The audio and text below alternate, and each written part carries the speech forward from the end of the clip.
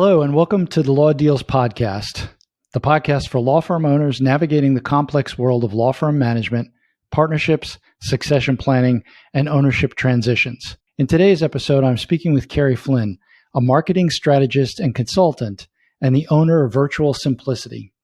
Carrie is a former public school teacher who built her marketing consultancy from the ground up after feeling stuck living paycheck to paycheck despite having a master's degree. She now helps women running professional service firms scale their revenue using simple strategic marketing approaches that don't sacrifice freedom or fun in their lives. We're all about that. We're definitely into the enjoy your business and enjoy your life. Love it. She's not only a marketing strategist, she's also a sports-obsessed mom of two who listens to ESPN daily. Now, isn't this the kind of the low point in the season of sports? At least it is for me. I was just saying that, it was at least a week ago. My husband and I are both pretty sports obsessed, I would say. And I was telling him that after probably in July, I was like, okay, now I'm sad. I have nothing to watch for like a month because I'm not a big baseball fan, spoiler alert, and he is. So he was fine. But I was kind of out of sports that I like to watch for months. So I just listened to people talk about projections for the football season for the last month and a half. So that was fun. Yeah. So mine are college football and hockey. I love my hockey. Gotta love hockey. That's such a fast way. Anyway, welcome to the podcast. Thanks for taking the time to be here. So give us the heads up on how you went from being a school teacher to a marketing expert. That's a good question. Well, it was kind of I always say anytime anybody asks me this, it was kind of by accident. And what I mean by that is I didn't start out with this business thinking I was going to be like a full-time entrepreneur and I was going to have blah, blah. I didn't have that vision. So when this started, my youngest daughter was about 6 months old and she's almost 9. She turns 9 on Tuesday. And I was really thinking, like you said in the intro, would love to bring in a little more money into the home. I would love to have a little extra, just stuff to have set aside. And I knew I had certain skill sets. I'm very tech savvy. I'm very good at organization. And I had a great friend who it was a business coach and she needed support in her growing her business and help supporting her business. And so I started as like an assistant in her business. And that's where the business started.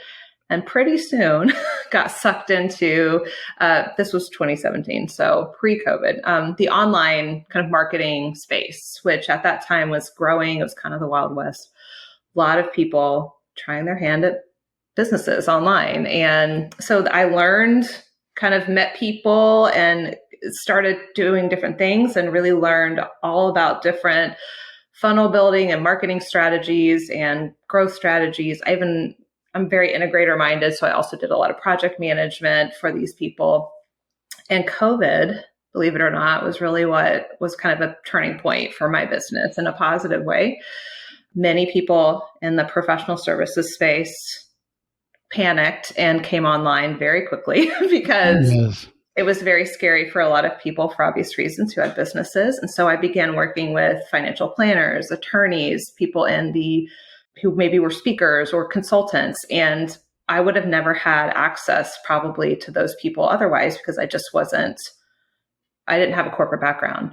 So it allowed me I also did a lot of training during that period of time. I got certified as a master marketer, certified as a growth consultant, became a launch manager, certified. So I got a lot of boots on the ground training strategically during that period of time. And that's where I sort of pivoted from just doing tangible marketing items to now doing also strategic planning and helping people kind of look at the growth options for them and not just doing the growth options for them, if that makes sense.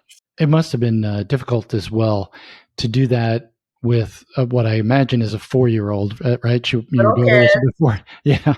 My husband also travels a lot for his job, so he isn't always home still. I also was still teaching at that time. I didn't really leave my teaching job until about 4 years into the business in 2021. So after we moved to Central Florida, I left my teaching job full time. My business grew exponentially between 2020 and 2022 to the point where I went from making about, spending money to a 6-figure business very quickly, which was intense. So it allowed me to leave. What do you attribute that to? A lot of it was just what was happening during that period of time. People needed help. I happened to have the marketing services that people really needed. They didn't understand how to do funnel building, how to do online programs, how to utilize social and aspects of those things. They didn't have the time to figure it out. They just knew they needed to do something. Yeah. To help their business navigate this really confusing period of time that everybody was going through at the time. Let's talk about, you mentioned a couple of terms in there. So I just want to make sure everybody's on the same page. So you talk about funnel building. So let's talk a little bit about what a funnel is. So funnel building is a marketing term that only really marketers ever say to themselves. So, but really funnel building is just a process that sometimes you might hear the phrase workflow as well. They can be interchangeable. And really it's just a process that a customer will go through. So many of the clients that I was working with then were building kind of these non-one-to-one services, workflows and processes. So they might want to have a course or a workshop or a coaching program, or they might have a free download, ebook, whatever it is. And they were looking for ways to kind of put these together so that they could use them to enhance their law firm, their financial planning service. Memberships also became very popular then, recurring revenue models. And essentially it's the process of, what happens from A to Z that we need to set up so the client can come in, they can buy the thing, and then what happens after. And so we would help with the strategic side, but I also built everything. So the pages needed to be set up, all the emails that needed to be organized, anything automatic tech, all the tech things, anything automatic that needed to occur. We would be responsible for putting these together. So sometimes they would be very involved, very big, and sometimes they would be very small. It just depended.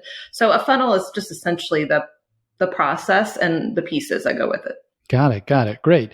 So you've got a niche, and I absolutely love that you have a niche, because so many professionals just do it for anyone, right? Yes. And I don't know how you attract anyone. So how did you come to the niche that you're in, which is women running professional service firms? Well, it didn't start there, I can assure you. So if you're newer in your firm, if you're someone who maybe worked at a big firm and now you're starting your own firm, just know that it's okay if you don't get to this point. I want to caveat by saying sometimes you got to figure it out, which is what I did. So I started kind of helping anybody and everybody. And then I was really niched into the online space for quite a while, working with coaches and consultants who are operating online.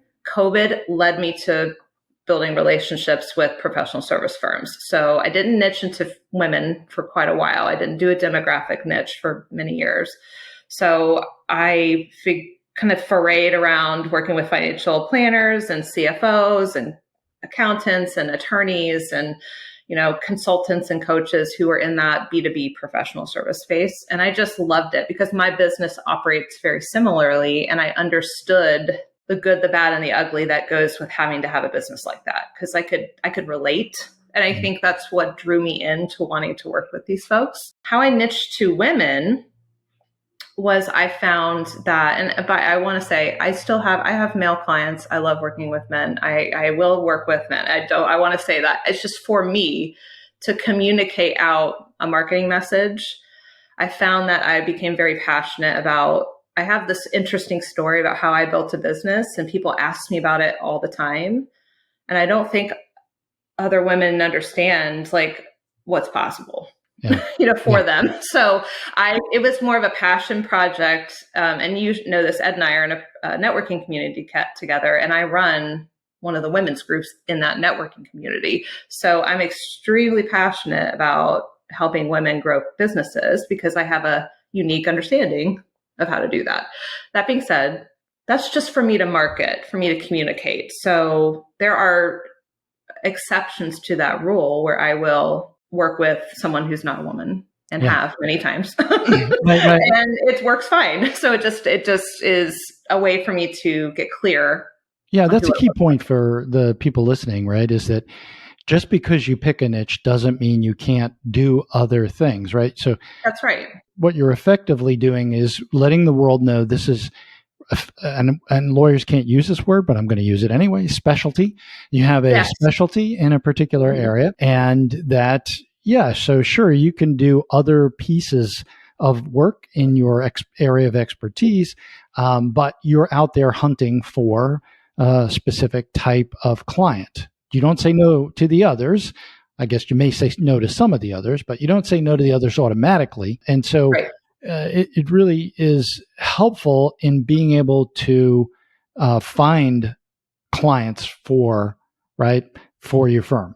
So you in our pre-episode discussions, you mentioned that attorneys often adopt lead generation strategies that may not work, or they're costly, or don't align. So let's go into this kind of area of mistakes, right? Mm-hmm. What mistakes do you see law firm owners making when it comes to lead generation, and what would you do to correct those? Biggest one, not just attorneys, but they are notorious for doing this, is just throwing money at advertising. I would also add throwing money at SEO. By that, I mean, the biggest problem that most people complain about is I need more leads, or sometimes they'll say, I need more qualified leads. And so their answer to that is, oh, so-and-so's doing XYZ over here. I'm going to go pay somebody to run Google ads for me, or run social media ads, or I'm going to pay somebody to set up a really fancy SEO setup. And that's going to be the ticket to success. And that's a huge mistake if you haven't taken the time, like we've kind of insinuated already, to really understand who it is you're trying to talk to. Who is your ideal client? I don't care if you're talking to a customer or you work with other businesses. If you haven't done the legwork of who they are, how to talk to them, you haven't optimized your messaging towards those people, meaning you're talking to them, their fears, worries, desires, goals. You're not hitting on that on your website and your social and every area. And you don't have your, wherever you're paying these ads to send them to, you don't have that process kind of optimized, then what you're essentially doing is throwing money in a fire. And that is very sad to me. And I hate seeing people just burn money for no reason when they don't have to. So It's like reverse engine that, please, and start over here. And then we can get to the ads, when you're ready, It's interesting. So kind of the way that I also speak about this is, you see the outside 10%, right? It's the tip of the iceberg, but you don't see what's going on underneath, right? Yeah. And you don't know whether they're getting their leads from that source or not. All you see is, hey, they're growing and they do this. But those two could possibly not be connected. But if they are connected, there's a lot more going on under the surface, right? So understanding all of that. And really emphasizing that issue, I think it's a great point you make, and I want to emphasize it. You need to know your avatar client really well before you start doing this, right? And the avatar client isn't anybody who needs A, right? Thank you. It cannot be that person. It is not everybody. I had a conversation with someone this morning, and they said, anybody who and interested in blank. And I was like, nope, I'm going to need you to pick a lane. And I said, I will work on this with you I don't care how long it takes, but I'm going to get you to get clear, because here's what happens when you don't do that is it becomes like throwing spaghetti at a wall. Yeah. And there's no real strategy, and it becomes kind of a free-for-all too. And that is dangerous. That's not sustainable for the long haul. That works in the beginning, but you can't develop an entire kind of growth strategy around, well, we're just going to whoever and whatever, because if you're talking to everybody, you're talking to nobody is what people will typically say. We don't want that for you. We want you to get real clear. I used to say that to insurance agents all the time, because they would come and talk to us because obviously there's a connection between insurance and what we do. But at the end of the day, if you can't tell your referral source what your specialty is, right? Something I can hang my hat on, so that when the person who comes to me and has, the business with two partners, I'm the perfect guy or gal for doing life insurance when it comes to a buy-sell agreement, because I know all the ins and outs of that. Okay, now I've got something that I can say, hey, this is the guy or this is the gal. So you've emphasized that targeted messaging and communication is essential to draw in the right leads. When we're sitting down trying to figure out this ideal client piece, right? Because that you got to do that before you get to the messaging. How are you figuring out who your ideal client is? I kind of ask people to, usually when people get to me, they're prettiest. They've been around for at least a little while, at least a couple of years. But even if you're new, like you can visualize this if you don't have examples. So I do ask people to think about their favorite people they've ever worked with and their like nightmare people they'd never want to work with. And we want to look at kind of not just who they are in terms of, let's say you're B2B, you're business to business, maybe an industry. I'm not necessarily worried about that, but I'm also thinking about characteristics. So when I work with a client at the one-to-one level, we're going through this process that I got trained on when I was going through growth consulting, which is like the escape and arrival exercise, which is what my mentor calls it. And essentially we're looking at, certain characteristics of these people. We're thinking about what are they afraid of and worried about, what are their concerns that are keeping them up at night? On the other end of that, like what are their goals and maybe dreams that they might have for the next year? And I'm asking people to think about this from the lens of their firm, their business. Like how does those characteristics kind of relate to you and what you're doing for them? And then I also ask them to consider what are misconceptions that they might have about the solution to said worries or problems that they have, because every one of our ideal clients has these kind of weird misconceptions about how to solve the problem that they might be having. And then how do you come with your solution? So we kind of work through that. And if you don't have real examples, then we kind of visualize and craft, examples that we can look at.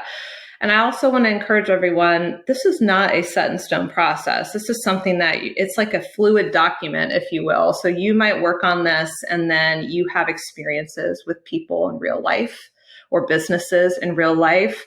And that informs you about, okay, we need to make some adjustments. We need to make some tweaks here. We need to update. We need to fix. So this is something that you might work on at least once a year, as you're adjusting. So my ideal client when I was starting was very, very different than it is now, because first of all, I've learned a lot and changed, but also the market has changed and business has changed. But in general, like I want you as a firm just to really sit with real people, real characteristics. Even if you work with businesses, there are real people in those businesses that you're working with. So what are those characteristics that they have that are ideal for you? So just to recap then, basically you're looking back on your history of who you've worked with, who you like and who you would never work with again.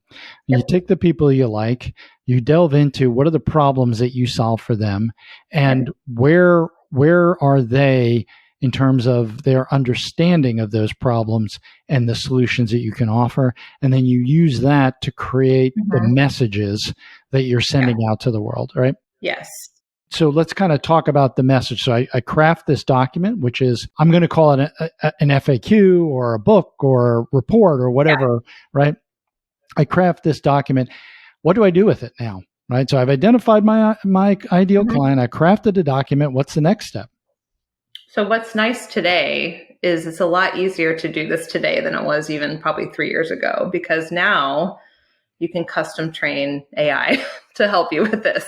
When it wasn't AI, we would then sit down and we would actually look at kind of key pillars of like key issues that we want to target and what are some topics that fall under these key pillars that we can talk about to our clients in email marketing and social media and even YouTube episodes if someone's doing YouTube or podcasts like what you're doing. There are key pillars of maybe content pieces that we want to touch on. And then under that is what types of style do we want to tell the story? Do we want to do educational? All of that. That took forever. I just want everyone to know, because when it was like the olden day, it was imagine meetings, just me and people meetings, mapping it out. And we're mapping out the content. And then we would go and like map out our month and create the content. So that is what it used to look like. Today, much faster. So I actually custom train chat GPTs for clients. We gather all of their marketing. We create all the documents that we just talked about, all of their ideal client pieces, their branding, everything. And we train that GPT so that when I'm doing content with them, we can reference that and reference everything. And it's much faster when I'm repurposing podcast episode. Maybe I want to make an email out of it. So it's much quicker, which used to take many, many hours. We can cut it down to probably a couple hours, maybe one or two at max for a month, which is huge. Huge. So I would say don't just writing that document is great, but you have to take it and then think about how can I actually create some content out of it. You can also use it in networking meetings. So how can I have a tagline of how I'm introducing myself that references keywords and phrases? So like if you go to a networking meeting and you're just going, hi, I'm Carrie, blah, blah, blah, like that no one's going to remember that. Right. But like I introduce myself and I literally say, if you feel unsure about what to do with your marketing or you need help consistently doing it, let's talk. That's how I intro myself. Why? Because those are two very important concepts and pain points that my ideal clients have. Excellent. Yeah. So I'll tell you that we've created a document, and I really would recommend this for every law firm, that describes what we do, who we do it for. We talk about the pain points. We update this document regularly, and we've uploaded it to AI, and essentially are using it to when we ask AI to produce something for us. That is in this case, the project that AI is using for it. So it is really a powerful tool for this. So excellent. That's great. Okay. So I've gone through now. Essentially, I think what you've told me is you're creating a marketing calendar of activities, right? Yep. Okay. So, what are, really a lot of lawyers are relying on referrals, right? Yep. So what are those other marketing strategies that now they can take that, I'm going to call it a widget, I guess, right? They can take that widget and utilize that for their marketing. Yeah. So I always encourage people at the beginning, you have to really nail relationship marketing if you're in professional services, especially if you work business to business, but it's even as important if you're B2C, business to client or customer. So once you feel like you've got a real handle on networking, building relationships, your strategy and process is settled there and you feel good about it. It's almost like layering a sandwich. I feel like then that's the foundational piece. And then we can start layering on like supportive strategies. Some people get distracted by other types of marketing strategies that I think maybe aren't necessary at the beginning. So always start with relationships. That's my opinion. Start there. It's very important. Most of you, that's what you want to do. Other things you can do, we can look at other lanes of marketing. We can look at search. We can look at organic social media. And then when you feel really good, you can start thinking about paying for advertising, okay, or paid traffic sources. So I encourage people to think about a presence on social media organically. How do I know which one to go to? Where are your ideal clients hanging out at? Or conversely, referral partners, if that's a preference. Right. For many attorneys, that will be LinkedIn. For some, rarely, it will be Instagram, TikTok. I have one that does TikTok. 90% of them will be on LinkedIn, I would say, or Facebook. And then you can look at search marketing. So search marketing is people searching up things. YouTube, very powerful marketing source for that area. Ed has a podcast, excellent search marketing tactic.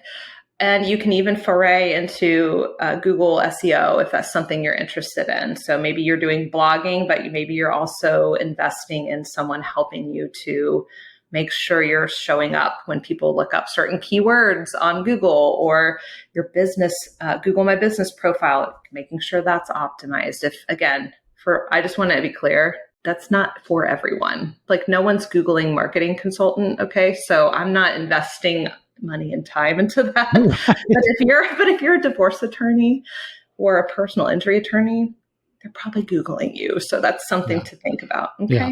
Those are just some examples. Most of my clients, that's how we're layering at that point. And then when they're ready and they feel like they're ready to put gas on the fire, so to speak, I'm bringing in someone who's a specialist in paid advertising and getting them that strategic support so that they can begin paying for Google ads or maybe paying for a social media ad campaign if that's what they'd like to do. Excellent. Excellent. So on the referral side, right, the issue with referrals always is that people go to an event, they either hand out a business card or they make some acquaintances, but then they, complain they don't get any business, right? And this is a pet peeve of mine because ultimately that's not a process, just so you know. I know you and I understand this. right. It's a pet peeve of mine because it's like, no relationship, no referrals. That's just as simple as it is, right? That's right. And so really, I think when you're talking about is that foundational piece is not just going to referral event or, like any events. It's actually really having a process to create a relationship, nurture that relationship, and show up for that relationship. That's right. So my husband's in sales. Let me use him as an example. So what you would never want is someone just like randomly trying to sell you upon meeting you immediately. It's so slimy. It's like the car salesman. It's not ever effective, right? Mm-hmm. So I look at relationship marketing the opposite of that. So think of it as you want to go in with a plan, pick I want to hit 3 people that I know are great referral partners or potential clients. I'll give them my card or digital card on your phone. And then you have a process for after that, right? So I'm going to follow up within 24 hours. I want to schedule a one-to-one. And then after that one-to-one, guess what? You also have a process for that. How do I continue that relationship? I have an entire process for how I do it. Some of it's automated. And that keeps me in relationship. Nobody's going to send me business if they don't like me. Right. Or know you. Me. No like and trust. Yeah. They will never send me business. Why? Because it's very vulnerable to invest in marketing. So of course, no one's going to be like, oh, you meet Carrie and they met me 2 minutes ago. Right. So when I say you need the foundation, I mean that is set, the full process. And then we build. Right. So the foundation also has to continue, right? Because that's a lot of work. Relationships are work, and it's got to continue while this other stuff is going on, right? We can't just turn to digital or other forms of marketing. In the context of creating value for your law firm, many solo and small firm attorneys become the face of their firm, right? Mm-hmm. And if that's not done properly, it really can make it difficult to scale or eventually sell. So how do law firm owners get around being the brand of their firm while still building that know, like, and trust that results in leads? So I think this is true for a lot of businesses, not just, it's kind of the Achilles heel of all professional service businesses, I would say, is we become victims of our own success. So it's important because most professional service people need a thought leader to be the face of the business. But how do you scale that without, especially if your goal is to exit or you want to sell it or merge or whatever the end goal is. So the most important thing I would keep in mind is that you can be the face, but you can't do everything. And that is a painful scaling. That's a champagne problem, I say. It's like a very difficult place for many to be. It usually happens around $1 million in revenue, good-ish, I would say. You start to see that your capacity for wanting to do all the networking activities, all the marketing events, all the this, it's not tenable and sustainable. And so what's really key is figuring out, how do I hire well? How do I delegate well? And also, which is something I work with when people get to this point, is what are other ascension marketing models that you can have in your services that isn't just maybe your one-to-one? Because when you have recurring revenue options and things of that nature, it can make your firm or business more attractive and more valuable from the valuation standpoint, if and when you do decide maybe that's your end goal, is to sell it or exit at some point. So that is something that's really key. So you can't do it all. You can't be the go-to person. You can still maintain your thought leadership stance. Like the guy from Morgan & Morgan is a perfect example. He's still the face on the commercials. I can tell you right now, he's not doing any of that. No, he's because not. they have hired well and they have everybody else doing stuff. So he's just the face for the commercials and doing all the events, Right. And so the way we speak that here on the podcast is basically that you set up it's really a team approach, right? That's right. You can be the hero when it comes to the commercials, I don't know necessarily commercials, but when it comes to the front facing components of the law firm, correct. You can be the person, the guy, the gal. But when people come in, you've got to have that structure behind you who is going to service those clients. And if clients are asking for you, the approach really is that issue of, hey, we're a team here and we take a team approach to this. It's the I to the we, and that's a hard transition. Again, it's a part of what my mentor used to call the dark night of the soul period when you're in that transitional phase. So is mindset very challenging, but it's absolutely, if you want to exit, if that's your goal, it's not negotiable. You have to. If you don't care about that, then forget everything I just said. But if selling and exiting is key, you must. Well, we know one thing that I push big time is that you don't want to die at your desk and you don't want to liquidate your firm. Thank you. Agreed. You can be small, but be a team. Okay. Right. Exactly. All right. Transitioning back to the marketing realm, I'm going to ask you kind of a question here that's kind of may seem like it's out of the blue, but does direct mail still work for law firms? And if so, what makes a direct mail campaign successful? I actually think it can. I thought about this for a while because I was meditating on this question, and I think about myself, and I feel like I don't get any actual real good mail anymore that isn't like bills, or the IRS is the only thing left that sends mail. I feel like that won't call you or text you or some crazy AI thing. And I actually think it could be very effective, but like anything else, it needs to be strategic. So we wouldn't just want to throw together some random thing on Canva and then start randomly sending it out to mailboxes. So I do think it can be very strategic and it can work. And I think as long as you're not doing it during an election year. Yeah. Okay. Don't do that. I had this conversation with one of my mastermind members and she wanted to do something and it was a great idea. And I'm like, it's November. It's last November. I'm like, do not. Wait till January, wait till February, maybe, maybe March. But I have a former client, business attorney. And when we were evaluating something I do at the beginning with clients is I asked them to kind of tell me their best months and what they were doing. And we figured out during that process that he had a mailer campaign that he was doing around the holidays. And then again, around 4th of July. So mid-year. And he saw massive bumps like a month after both of those things. And so we pinpointed back that he had, and they were very funny. They were his personality, that their firm's, so they were very clever and they were sending them to former clients, current clients, and past warm leads, referral partners. So they had a warm strategic list and they saw a bump. He's in the business attorney space, but it was very effective. So it can work when done strategically and well. So I was like, don't stop doing this. Please let me see it when it's ready because I want to look at it because it was so interesting to be able to pinpoint how well they were doing in those February and August and September. It was those mailers that had gone out like a month prior. Yeah, so a lot of really important information there. So I just want to recap it because it's really, really important. Number one, the list was to people who already knew him, already liked him, and already trusted him, right? Correct. So it's really part of the relationship continuation component. It's not a cold outreach. The next is his personality was in the piece. It wasn't this bizarre thing that was sent out, right? Now, I would add that, and this is what we found success with, is we send out the newsletter and it talks about all of what me and my wife are doing, right? We travel, we go and do things, and people love that.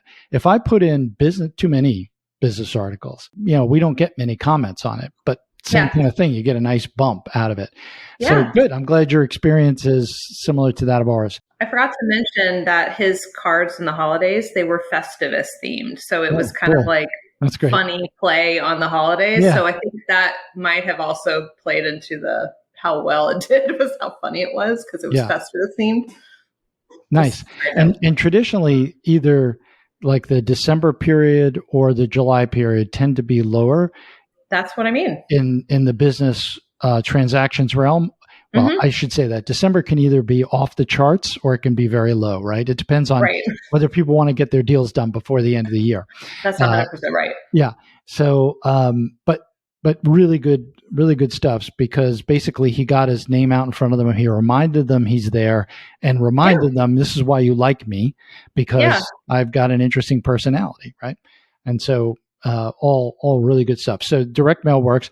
The other side of direct mail, and I don't know if you do any of this, is the shock and awe package, which is basically dimensional mailing with a bunch of goodies that you send to really key, important people. I don't know if you've had that with your clients. Call that in my space, that's a tactic of the Dream 100 strategy, which is having your like top 100, I would love to work with you people. And sending gifts is a great way. Shock and awe is a good way to describe it, but essentially it's like a good way to boost your visibility. So if you have the marketing funds to spend in that, and you want to target someone, it's a fun way to do it, but only if you feel like it has to be very, like, I don't want to say outlandish, but it needs to be like it can't be boring. Yeah, it cannot be boring. It cannot be boring. Yeah. It must be crazy. and it's got to be dimensional, right? It can't be just an envelope. It's got to be a box or something that catches attention. And the real reason for that is to get it past the gatekeeper to the person, because the gatekeeper isn't going to open a box, right? That's right. That's going to be the key there. And so the Dream 100, because I love this strategy. I'd like you to, talk about it. I'm going to do my best to explain it because I'll probably bumble it. So I encourage everyone to just Google Dream 100 strategy and you'll find the info. But essentially you're making a list of like 100 people. You may not get to 100 right away, but you're trying to think of 100 people that would be your dream clients, your dream customers. Like, and we're not talking like regular schmegular, people. We're talking like one of my current clients met and was able to get her book endorsed by Barbara Corcoran, for example. That's the space that she's in. That's a big deal. Like, someone who's known. So you're making a list of, and then you're essentially trying to put yourself in front of these people. And so it could be commenting, getting in their socials, like getting with the people who work with them. You're kind of, it's almost a mix of prospecting and marketing strategies where you're just trying to get in front of them. And the goal is to make yourself noticeable to them to the point where they start recognizing you, and then will want to either invite you to talk to them or what have you. And then it's a long game strategy of trying to get them to be a client, essentially. Yeah. And I would encourage everyone to look it up, because it falls under relationship marketing, like PR and everything else. So it's worth doing, but it's not a fire sale situation. It's a long game situation that you might do for years and years. So it's worth looking into. Yeah. Sure. And a couple of add-ons there. It could be the Dream 20. It could be the Dream 25. Right. 100 feels big. So maybe 20. It does feel big, right? I think it's more for situations where you might have regular clients who work with you on a consistent basis. Yep.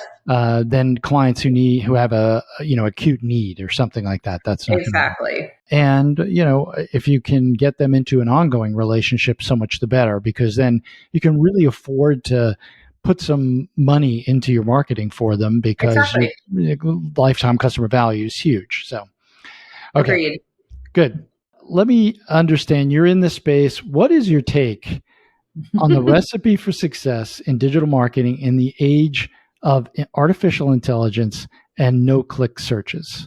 So I looked that up because I was like, oh, that's an interesting question. Let me think on this. And I feel like when it comes to lead generation in general, or search, or even digital marketing items, that the first thing people talk about is, oh, SEO is dead because of AI. And I'm like, actually, they work together, but thank you. So meaning like, if you go to Google and no-click searches, so if I went and looked up something on Google, that top half is now going to AI filter me some info, basically. And that's kind of what we're talking about is like a no-click. It's just going to give me info. Before that didn't exist, that wasn't there. And so you would click on something to take you into insert website you were looking up.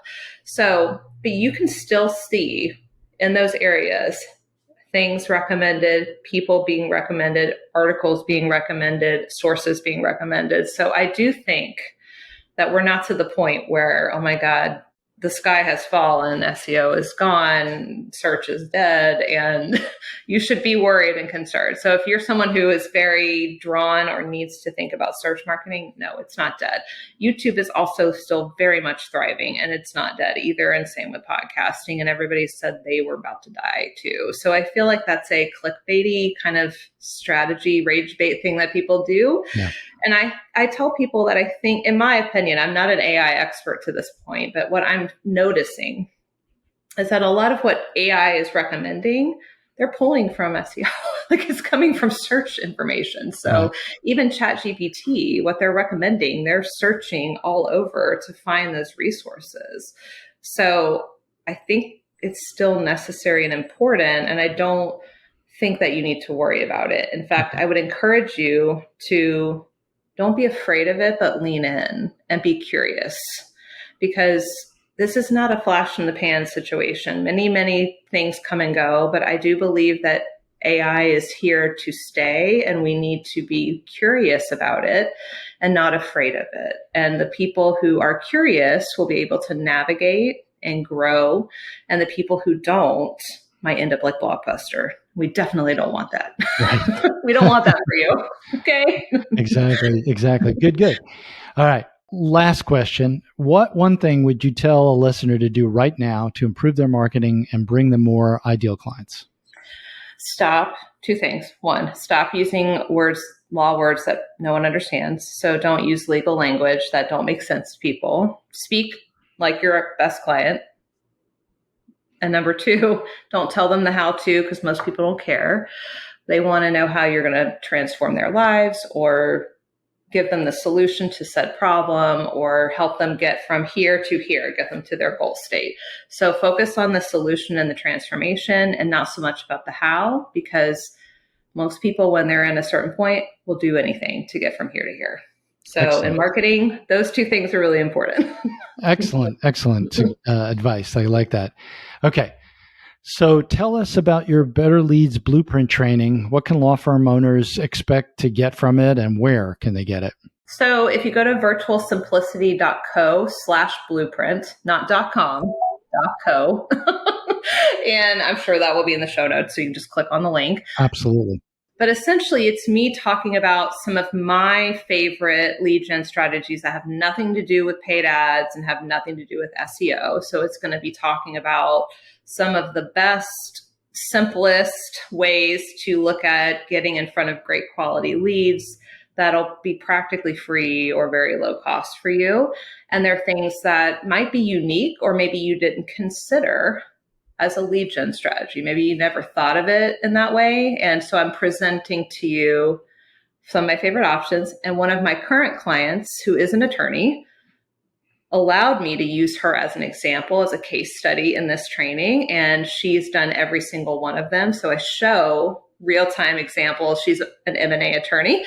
And so I show real-time examples of how she's used these strategies to 2x her business in the last year. Wonderful. So that is, say it again. It's virtualsimplicity.co.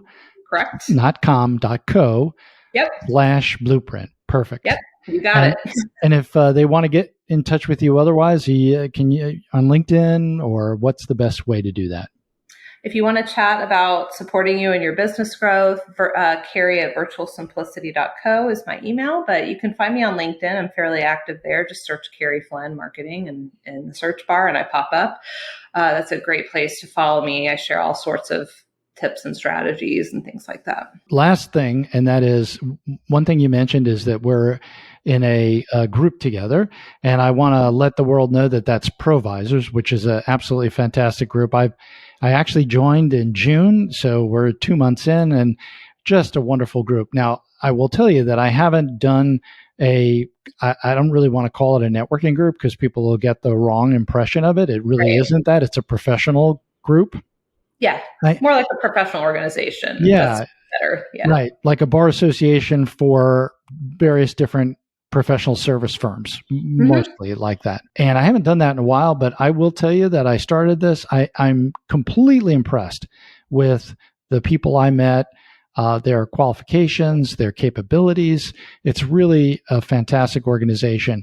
So if you're in an area where there is a Provisors group, I would recommend reaching out, taking a look at it, and thinking about becoming a member because it really is a valuable organization. Now, Carrie, you've been in it much longer than I have. Yes, so 2.5 years. Okay.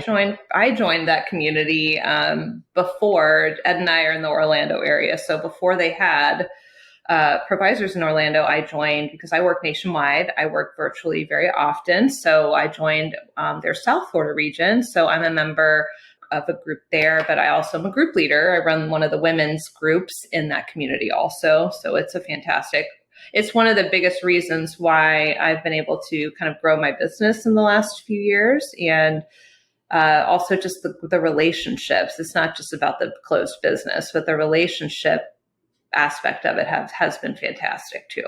And a attorney on the west coast of Florida who he and I belong to a mastermind group, John Fauci, and he is a tax attorney. He strongly suggested it, and I do owe him a debt of gratitude for suggesting it because it is a great group. So if you're interested in more information, you can go to the Provisors website, and I would strongly recommend that.